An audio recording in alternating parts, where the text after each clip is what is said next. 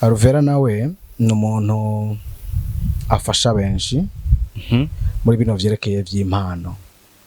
Muri edition ya mbere yari umwe mu bagize akanama ka jiri yarabibonye vy'ukuri ko rino higanwa ririmo impano nyinshi kandi zikwiye gushigikirwa, kandi arafise n'aga surprise afitiye uzotahukana rino higanwa turimo, ariko nakabanga bakore cyane vy'ukuri ujya wa mbere ntazotwara ijya miliyoni 2 gusa, hariho akanda kantu kazova ku Aruvera Muhimbare. Ndanamushimira hari hose. Hari ikintu Prophet Joshua yamvuze ko ico gihe yaramaze nk'ukwezi afashe ingingo yo gukorera Imana. Uriko uravyumva? Acaraza ino muri eglise yitwa Methodist. Mpejeje kuririmba acarampamagara. Ni kuvuga ibintu byose yanyateyeko. Natanguye kubibona 2024.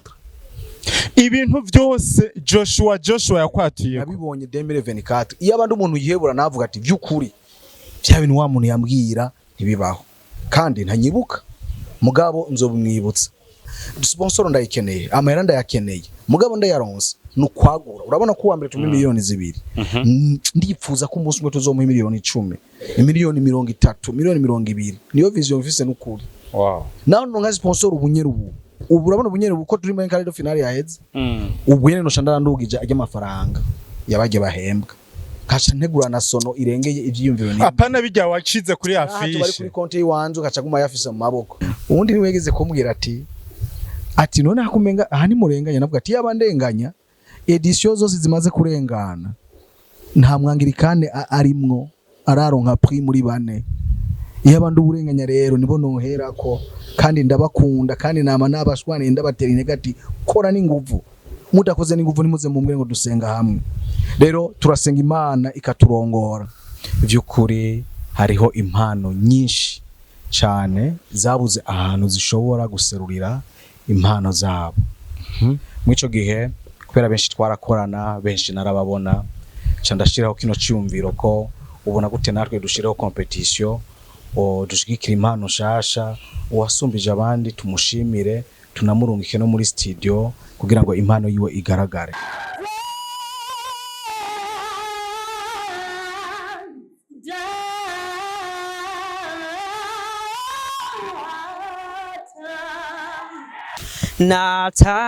Natamani kutembea nawe,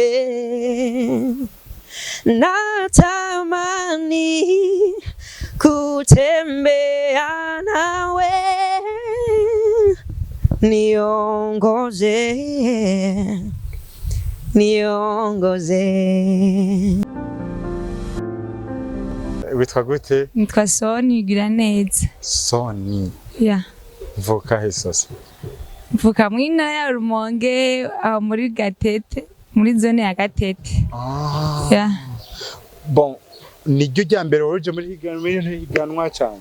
Oya si rya mbere, iyi ni edition ya kabiri. Ubwa mbere byagenze. Ambe byagenze neza, byagiye kwankira muri finale nanya n'ivyanze ariko namahigwe ko muntu. Ariko ari cyo watahanye. Tubwire watahanye. Basi je natahanye kuri jewe nashoboye kubona aho ndananiriwe ndagira courage, ndetse nyine n'ibindi kujya kuntu bavuga ati courage bituma umuntu azamuka n'ikindi kujya bagushigikira mu kugira inkoko. Dushishirize ko akapera rero. Kiyo naririmbye. Ijya nyene yaguhaye amahirwe. Okay. Atainyosha njia yako, atainyosha njia yako, ina mabonde mengi, ina vikwazo vingi, atainyosha njia yako. Nitwa Nziza Promesse. Nigiki cyatumye uza muri ino higanwa Promesse? Icyambere cyatumye nza muri higanwa nuko nifitiye icyizere. Wow. wifitiye Icyizere. icyizere.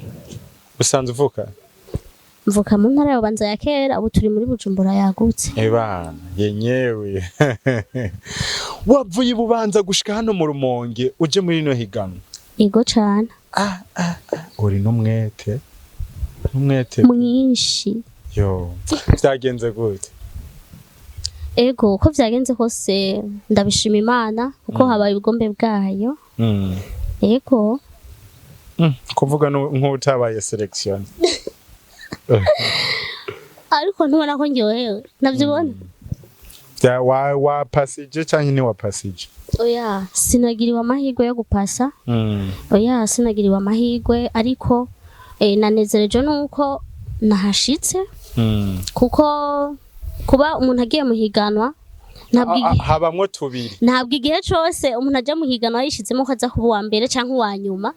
Oya ubuzi yuko mugiye guhura harimo ibihangange canke harimo nabusumbya. Umva mu ivyo byose wowe uza ukora gusa ico ushoboye hama ibikorwa bikivugira.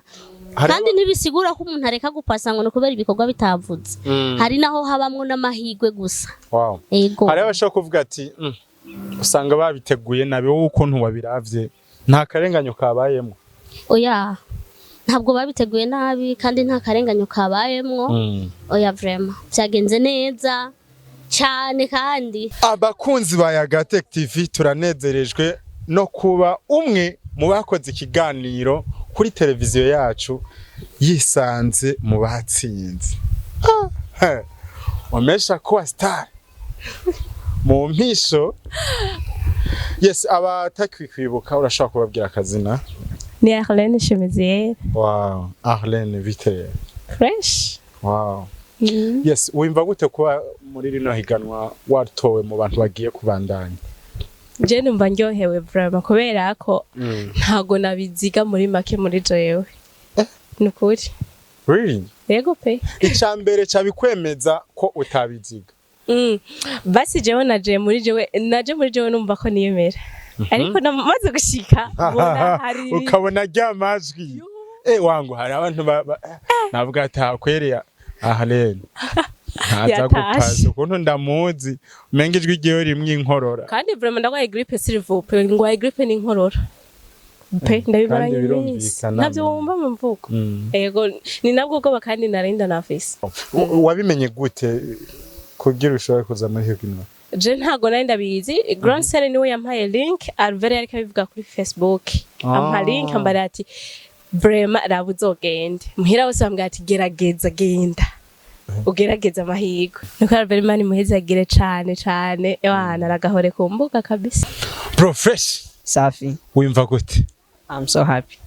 Umunezero mwinshi cyane. Sinzi ko nabigaragaza. Ni ryambere ninjiye muri kino gikorwa. Wow. Ni ryambere? Nk'uboro nka 2 miliyoni wozikoresha ikimana? Kinazikoresha. Bwa mbere nashimira Imana cyane. Woyihako? Ya, kuko sije wanavyihaye. Imana yihako ko niyo yanshoboje.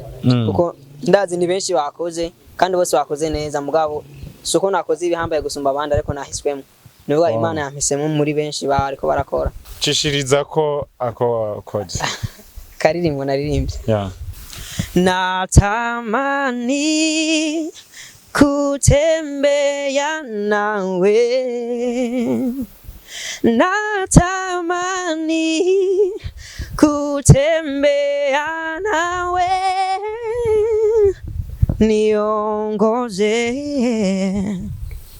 Niongoze. Akazina kawe? Brigitte. Wow. Wimva gute? Numva meze neza ndaryohewe. Nsheshirizaho wajya karimbo wari niyo.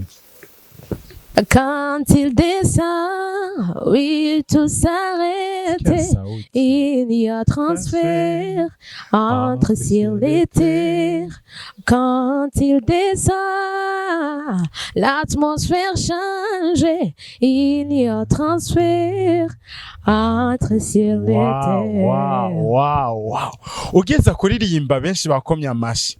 Iyo utatsinda wari kuvyo wimvamo gute? Ndari kubabara. Yego. Iri higanwa rya Burunga urije makanga? Kabiri. Ubwa mbere byagenze gute? Bwa mbere byagenze neza muri demi finale ndashika muri finale. Ucu utsindirwa muri finale. Ego. Watahanye amahera angana gute? 50,000. Ubu rero wizeye ko uzotahana? Ubu nizeye kweri cyane. Ndashobora kuba uwa mbere. So niki ubwira abantu bategura rino higanwa cyane ubona yuko bibatwara n'uburyo uba bari iki? Nukuri ku bintu no wabwira ati ntibaruhe kuko ibintu bariko barakora ni vyiza bikuza impano abana bagakura bazi n'ibibanza baba barimo. Wow. Yego. Nigiko wabwira abantu batinya kuza muri no higanwa? Nibatinyuke kuko mwihiganwa nta kijyana kiriyo uratsinda ugatsindwa kandi ukavyakira uko biri kose. Wow. Mbe waje uva he? Ndi nganyene mu Rumonge mu Kanyankoko. We sha watomboye. Haro nabava kure. Reka ndagushimire Brigitte. Ego namwe merci beaucoup. Yes bakunzi ba Gatech TV, this is Mr Vibe. Uyu munsi negereye umusaza. Papa, naho ndakubwire ko berewe. Murakoze cyane. Uraberewe pe. Je kubona mani ku mafoto navuga ati no mu diaspora w'umusaza. Wapi? Wapi narwo tubwije wabo twa diaspora ni hose. Ariko vraiment hari ibanga wowe ukoresha kugira ubego kose. Wapi? Urampishije sasa aba boss ni bakubwiriye bakora ifaranga. Ndagura impuzu nkambara tu. Ukabona uraberewe. Ndaberewe. Yes, urakushaka kuramutsa abakunzi ba Gatech. Ego ndabaramukije abakunzi bose ba Gatech. Imana ibagirire neza kandi bahezagire. Tubaha ikaze mu kino kiganiro. Amen. Yep. Akazina nitwa izina ry'abavyeyi ni Fisumukiza Bonke. Ariko akazina k'ubuhizi ni Bonke Anglicano. Kubera iki Bonke Anglicano? Okay, Bonke risanzwe ririko mu mazina nsanzwe mfise y'abavyeyi ariko Anglicano kumbure ni kubera n'umwanglikane akaba arakampaye abantu benshi cyanda kakiruko. Jewe nyikumenya nakumenye nk'umuririmbyi cyane yafashije abantu benshi bavuga ati yaradufashije cyane muri eglise yo mu Rumonge. Muri Anglikane bavyita ama diocese. Eglise nkuru yo mu Rumonge ya Anglikane. Nikihe kintu Bonke yirata kubwo kuba muri yo eglise? Ndanezerwa na eglise yanje Anglicane ko niyo nakuriyemo kandi niyo nabavyeyi bakuriyemo. Ubwo rero ndakunda eglise yanje. Wow. Jewe naje kubwihiganwa ambwira abakunzi turi i Burunga. Okay. Muri Burunga, mu ntara ya Burunga nuko yene. Muri commune Rumonge. Muri commune Rumonge. Yeah. Nihiganwa wise Burunga Talent Demonstration. Aka kantu nyikumva niwe wenyene. Niwe wenyene nabariye boss ati tugoma duhaguruke ducomoke kuraba rino higanwa. Wavyumvire gute byagenze gute kugira iyo visions? Iki kintu cyari mu ndoto yanje kuko vy'ukuri hariho impano nyinshi cyane zabuze ahantu zishobora guserurira impano zabo. Mwico gihe kubera benshi twarakorana benshi narababona cyandashiraho kino cyumviro ko ubona gute natwe dushiraho competition dushigikira impano shasha uwasumbije abandi tumushimire tunamurungike no muri studio kugira ngo impano yiwe igaragare. Ubwo rero vyari ibintu biteye ubwoba narabona mbe bashinda bikora gute ko bino bintu abantu benshi babikora baba bafise aba sponsors abantu genzo bishobora. Ariko ndagerageza ndavugana n'abandi ndavugana n'abagenzi inshuti n'abagenzi. Ubwo nitwavyatanguye mu 2024 ubu tugiye mu mwaka wa gatatu yeah. Kandi turi no muri edition igira gatatu. Vy'ukuri ndashimana aho bigeze nubwo vy'ukuri tutararonka abantu badushigikira abo twandikira ba sponsors ariko vy'ukuri turashima Imana aho bigeze kandi n'ibintu biteye igomwe, ni ikintu abantu bishimira, ni ikintu abantu bakunda, abazobibona benshi bazobibonera n'ubwishi bw'abantu bavyitabira. Nukuri iyi Burunga Talent Demonstration barayikunda kandi barayishaka umwanya wose. Rero twari muri edition ya gatatu, twari muri un quart de finale. Warabonye vy'ukuri ko hari abantu benshi kandi atama publicité maremare twagize. Yego cyane. La fois passée narabonye muri finale umuririmbyi Alvera. Na la fois passée yaratanze publicité avuga kuri bino bintu. Haro nabo nakoresheje ikiganiro bavuze yuko babibonye kuri page yiwe. Alvera huriye he nano mahiganwa, mbega yabifashije gute? Duha umuco. Alvera nawe ni umuntu afasha benshi muri bino vyerekeye vy'impano. Muri edition ya mbere yari umwe mu bagize akanama ka jiri, yarabibonye vy'ukuri ko bino higanwa ririmo impano nyinshi kandi zikwiye gushigikirwa. Kandi nawe ndamushimira ahari hose abyumve, hariho ukuboko yagize kugira ngo bikunde ihiganwa rigende neza, kandi arafise n'aga surprise afitiye uzotahukana rino higanwa turimo. Ariko nakabanga bakore cyane bakore cyane vy'ukuri ujya wa mbere ntazotwara ijya miliyoni 2 gusa, hariho akanda kantu kazova ku Alvera Muhimbare. Ndanamushimira hari hose. Rero ino higanwa ararizi, ararikunda kandi arishigikira. Womenye ko natwebwe yagateke twabibonye kuri page yiwe kuva arungitse kaya video, nubona rakiye nka telefone zirenga 1 miliyoni kandi yaradufashije cyane. Kumbure twebwe twarashobora kubikora ntibigiraho bishitse, ariko bakubera bafise digital asset ikuze, abantu benshi baciye babimenya. Kandi n'abandi badushigikire bashigikire ino higanwa, kuko ubu twahamagaye abaririmbyi bo mu gihugu cyose. Hari ivyatugoye kuko ama déplacement je nabonye wari kura urabaha ama déplacement byaratugoye, abandi twabimenye dutevye, abandi tuva kure, ibintu birebire. Ariko tuko turasenga Imana ko nko kumwakuza turazi Imana izoduha ikindi gicapo ku buryo abana bose mu gihugu bashikirwa, tumenya mu ntara kanaka impano ziriyo muri gospel, hanyuma hagiraho duhuriye. Turashabisengera Imana kandi tuzi ko bizokunda. Yes, tubandanye na Burunga Talent. Nirihe banga mukoresha mugategura bijya bintu ku buryo bw'uko muhezi higanwa n'uwananiwe akavuga ko vyateguwe neza? Turasenga Imana by'ukuri kuko amahiganwa yose yamarimwo ibibazo. Cyane ko ibibazo bikunda kuzanana ku bantu bari bashigikiye umuntu kanaka bakabona ntiyarenganye. Ariko kenshi je ndakunda kubabwira ibi bintu tugomba dukore ko nibuka ko nk'ikiyatangura nahagaze kuri podium ndavuga ati Mana, iri higanwa si ngomba kurenganya umuntu iboneka ko yatsinze. Ico kintu uzukindinde. Nibuka rindi ganwe nigeze kujamwo cyasanga aho turi kumwe bose twasigaye turi abantu babiri tutamenye uko bigenda, bose ngo bahejeje gupanga karere, bafite gupanga karere. Ndavuga ati ibi bintu rero nibiryoshe, nico cambabaje. Ukabona abana bavuye hana kana kabaragiye hano barabarenganije. Rero je navuze by'ukuri nk'ubu ntubona uwa mbere yabaye muri n'umunyabujumbura, n'umunyabujumbura. Uwa kabiri umenga okay ni ntara ya Burunga mugabo hariya Inyanzarake. Uwa gatatu umenga ni izamabanda hariya, you know. Dadero twege uko Imana yaturongoye mu ico gikorwa tubitanga uko nyene. Ubundi niwegeze kumbwira ati none hakumenga aha ni murenganya, navuga ati yabandenganya edition zose zimaze kurengana nta mwangirikane arimwo araronka prix muri 4.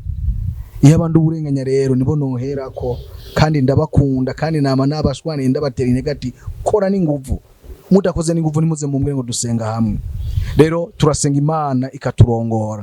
Bonke arategura ibintu igikorwa kimwe gushika kuherezo bikaba ibikorwa ubona biri ku gatwe kiwe.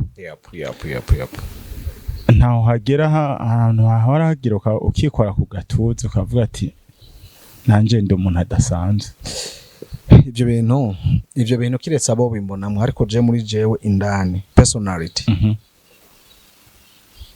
no bon nta munsi numwe ndavyiyumvamwo ko no hava nkoresha ayo majambo ngo jewe ndakomeye ndakazi wapi ahubwo hajya mwemwe nimba mubona ko bimeze neza je mfise vision y'ibisumba hajya niyo mpamvu hatarageraho mvuga nimba ko ntarakwira mu gihugu cose tuzunguruke kujya bara bakora pre-music ntarabona ijya etape uravyumva sinabona ko ndashika kandi nubwo noyibona ntuzigera wishira hejuru noguma nkenera ibindi birebire niyo mpamvu ahantu ino higanwa ryari rigeze ahantu rigenda kuri stade ariko ndatinya sono kandi nogira sono mbi nofuma ngenda ahantu mbona kumenga ndagera gasono keza aca nakiramo ushobora kwakira ibitarakora no munsi bizokurejo ariko abantu nibaza n'imitahe vre murumva ibi vyimviro biri mu mutwe w'uno muntu ni byinshi cyane ubu buyiburunga kutuzikora n'ukuri na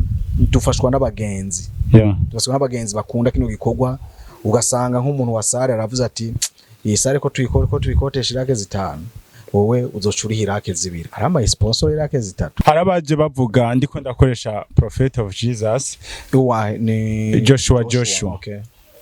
Bavuga ati aba bantu bategura ibi bintu hano kubaraba neza ugiyeyo ntaronka ahubwo baba bironderera ayo sponsor wapi hari ikintu Prophet Joshua yamvuze ko ico gihe yaramaze nk'ukwezi afashe ingingo yo gukorera Imana uriko uravyumva acaraza ino muri eglise yitwa Methodist mpejeje kuririmba acarampamagara ni kuvuga ibintu byose yanyateyeko natanguye kubibona 2024 ibintu byose Joshua yakwatiye nabibonye 2024 iyo abandi umuntu yihebura navuga ati byukuri bya bintu wa muntu yambwira ntibibaho kandi ntanyibuka mugabo nzobimwibutsa yego hari umunsi nzobimwibutsa ati bya bintu ariko bonke kuko je sinzi ico gihe kamari 2015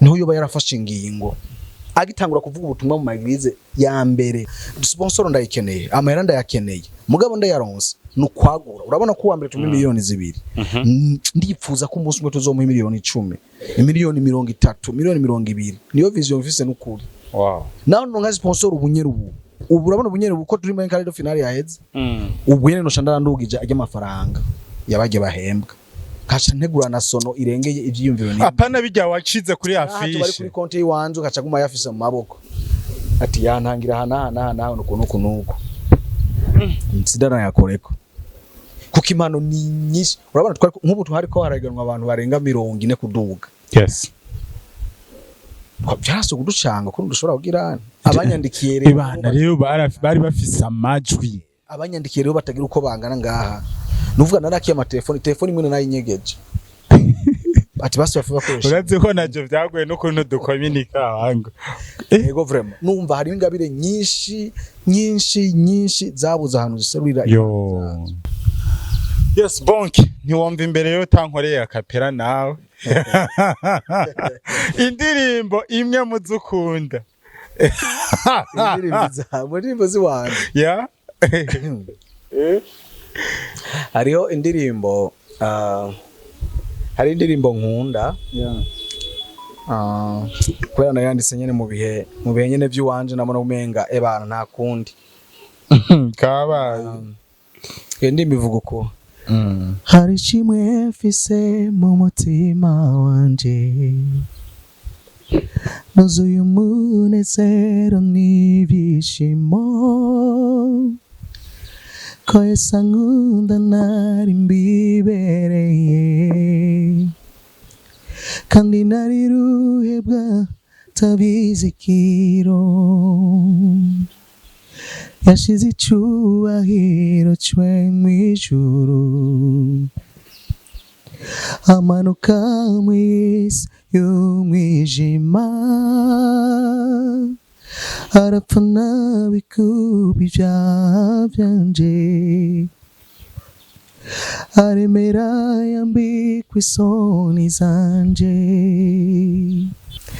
ya beko niko karimbo nkunda Haleluya hewe urazi ko nari ntanguye kuja muri mpera urakoze kano karimbo nkunda nakanditse mu bihe bitanyoroheye yeah naciye mu bihe bigoye gose I'm sorry yego cyane nibaze ko ariko cishiririzako oya biragoye nitwo nabivamo ariko ndashima Imana ubu ndiyumva ndiyumva ko Imana irangiriye neza. Twitege iki muri finale nakahe gasha wotera intege ku bantu ariko barahiganwa abantu bariko barahiganwa nagomba ndabatera intege kandi babikorana umwete bashiremo inguvu yewe muri groupe tuguma dusemerera kuko finale iteguye neza cyane kandi azoba ari sound batigeze babona n'umunsi n'umwe. Iyo ndayibemereye sound nziza batigeze babona n'umunsi n'umwe. Ndiko ndagomba gushika kwiyo myaka nubwo atariho nzoba ndi nimba ariho nzoba ndi cyangwa ntazoba ntakiriho abazoba ariko barabikwirikirana. Ngomba muri ko tugera nk'iyo 2040 2060 wa mbere ari nko miliyoni nka 50 60 bavuga ati ati ubu niwe yaje mu higano yego cyane. Inimero umuntu abashaka kubashigikira okay ni numero 69 yeah 068 490 bya bivyiyumviro nabyo ni turabikeneye n'ivyiyumviro turabikeneye simaka amahera gusa umuntu ati uhagize uko nakavyogenda neza abo bose turabakeneye ko boshigikira ibi bikorwa ukeneye kubikurikirana bikura hehe bana ego ni page ya Burunga Talent Demonstration kuri Facebook kuri TikTok hamwe no kuri YouTube. Wow yego cyane tugiranye ikiganiro ciza murakoze cyane bonkereka ndabashimiye murakoze namwe ndabashimiye Yagatek n'ababosi hejuru mwakoze kudutera iteka mu ntara yacu ya Burunga karibu kandi namwe murakoze cyane mwatwakiriye neza kandi nka Mr Vibe nyene nari nibereye muri vibes vibe yawe murakoze cyane n'ukuri. Thank you bakunzi ba Gatech TV mwandanye mugira subscribe sharing na comment kugira ho byacu mukomeze kubikwirikirana hafi. Yari Mr Vibe twari kumwe no bita Banque Anglicano.